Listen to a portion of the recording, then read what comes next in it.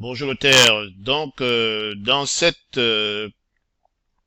partie, nous essayons donc de finaliser la première partie. Nous étions arrêtés à ce qu'on appelle ici la préparation technique d'un système programmable, qui vous expliquait que nous, on avait une approche scientifique de notre projet et que nous, on comptait maîtriser, en fait actuellement on maîtrise la plupart des choses qu'on veut planter. Pour nous c'est un système programmable et la plupart des gens qui interviennent dedans ont cette approche scientifique. Donc tout ce que nous on est en train de mettre en place, c'est des choses que nous essayons de contrôler. Alors je vais faire une remarque pour commencer. J'ai eu des commentaires un peu peut-être par des gens bien intentionnés qui nous disent oui, félicitations, mais projet ambitieux, très gros projet, ainsi de suite. Donc j'aimerais dire, arrêtez d'avoir cette vision des projets quand il s'agit de nous, Africains, qui faisons des projets. Soyez plus optimistes, parce que même si vous pensez que c'est un bon projet, le fait de le connoter par projet ambitieux est négatif. Parce que les projets ambitieux, c'est ça que nous avons besoin, c'est de ça que nous pourrons sortir de nos difficultés économiques aujourd'hui. Donc, soyez plus ambitieux que ça et n'essayez pas de venir qualifier les projets de projets ambitieux ici. Plutôt, ayez le courage de voir que nous devons ensemble n'aborder que des projets ambitieux parce que les petits projets, ça n'a pas de place chez nous en Afrique. Donc, excusez-moi les gars, et amicalement, je vous prierai d'arrêter de faire des commentaires du style projet ambitieux, projet gros, très très gros projet, du courage, tout ça là, non. Même si dans l'intention vous le pensez, il faut enlever cette idée de la tête.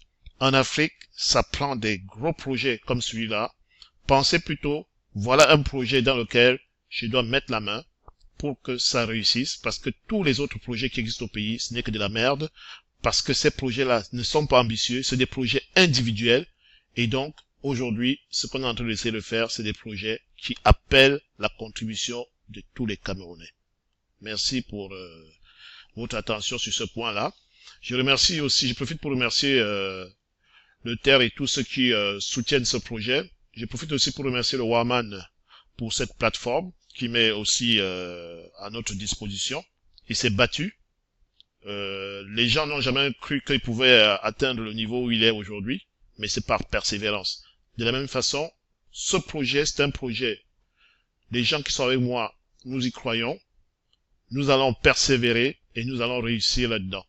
Donc ceux qui veulent nous joindre, qu'ils nous joignent maintenant, et que ceux qui trouvent que c'est très gros pour leur tête, qu'ils restent un peu de côté et attendent de voir comment ça va réussir. Donc je vais passer donc à la suite donc de ce slide. Voilà.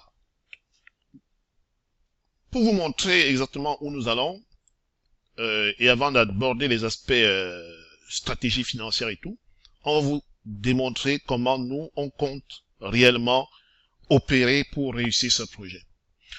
Dans ce business plan, nous montrons le positionnement de Castor Agribrio dans le secteur agroalimentaire dans 5 ans, effectivement.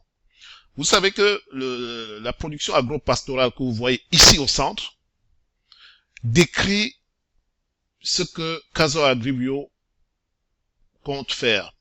Donc, production de denrées brutes, ça sera notre principale activité agricole. Développer un centre de recherche et développement et avoir un labo pour tout ce qui est transformation et conservation des produits. On vous l'a expliqué dès le départ que c'était dans nos ambitions. En amont de notre production agro-pastorale, ici je ne fais pas mention de tout ce qui est élevage et tout, mais c'est parce que dans 1 an, 2 ans que nous allons commencer la production pastorale qui va être dépendante de nos capacités agricoles. Hein. En amont, nous avons tout ce qui est secteur de la construction et des équipements dont nous dépendons. Nous sommes consommateurs uniquement. C'est quoi ces constructions et équipements? C'est les silos, les hangars de stockage, tout ce qui est dallage pour pouvoir sécher les grains et tout ça là, les immeubles, les drainages, les aires d'aménager ou les installations spécialisées. Nous sommes consommateurs de tout cela et nous devons nous-mêmes savoir comment nous équiper et comment gérer cette consommation-là. Nous avons ensuite les machines agricoles où nous sommes aussi consommateurs.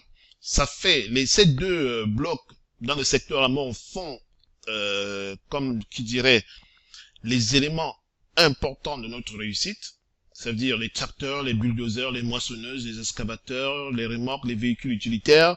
C'est au centre de notre stratégie de développement et c'est pour ça que c'était important pour nous d'avoir et d'obtenir l'agrément qui nous permet d'importer la plupart de ces machines-là, puisqu'on les fabrique pas au Cameroun, avec des avantages au niveau des douanes et ainsi de suite.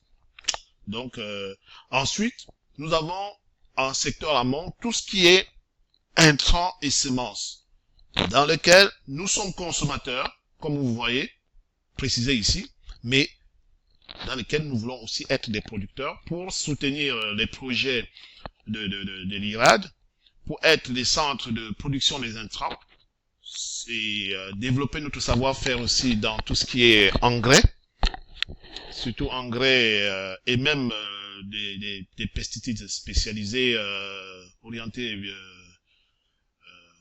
pesticides et fongicides biologiques, mais aussi des semences pour pouvoir produire des semences et que ce soit dans les semences de maïs, céréales, pommes, nous voulons proposer et travailler en main avec l'IRAD pour pouvoir les produire. En amont de la production agro-pastorale, nos clients, comme vous voyez ici à droite, sont les gros clients et les transformateurs des denrées brutes. Mais aussi, nous allons, comme nous avons déclaré au début, avoir nos propres unités de transformation qui vont être clients de nos produits, soit clients de notre savoir-faire développé dans notre centre de recherche et dans nos labos de transformation. Ça veut dire que nous, pour fabriquer des huiles de soins essentiels, des plats cuisinés, ainsi de suite, ou des extracteurs d'amidon, ainsi de suite, ou même faire de la brasserie, on aura besoin de développer un certain savoir-faire dans nos centres de recherche qu'on va transmettre à ces unités de transformation.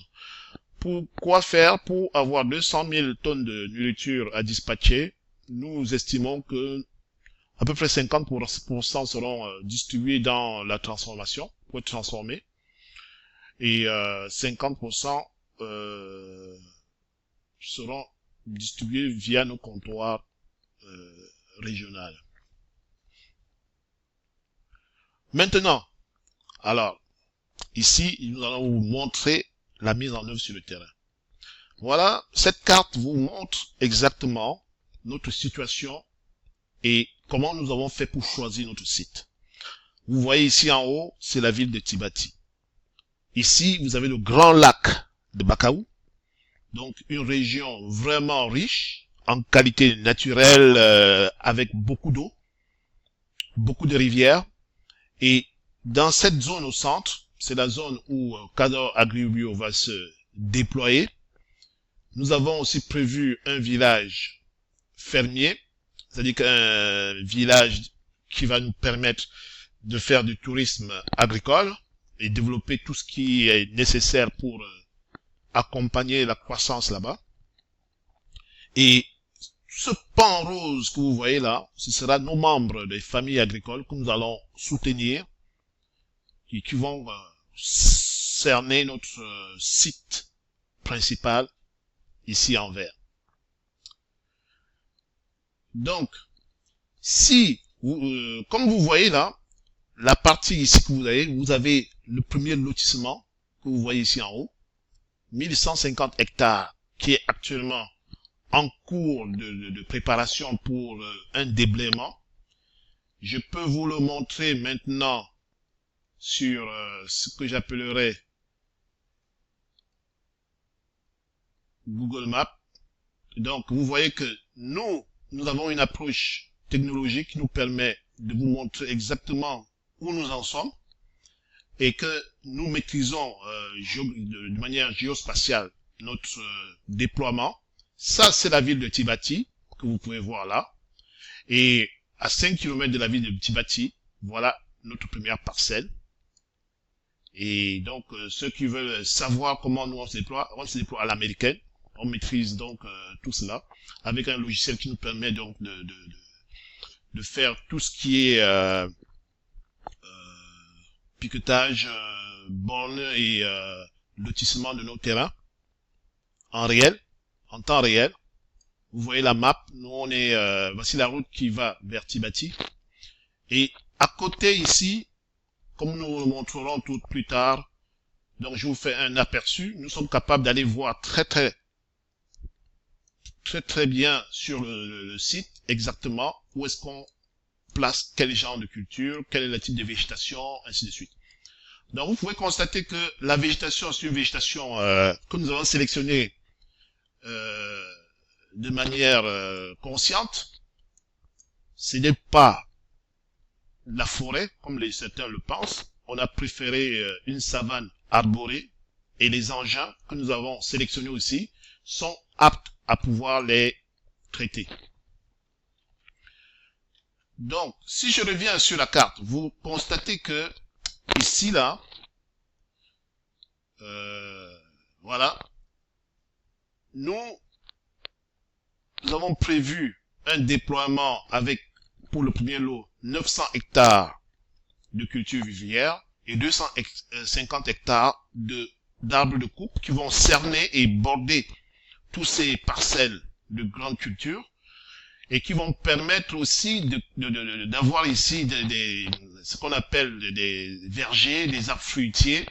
Et sachant que les traits de bordure vont faire passer les routes qui permettent d'arriver dans les parcelles, et en même temps, nous allons planter dessus tout ce qui est arbres de coupe, arbres fruitiers.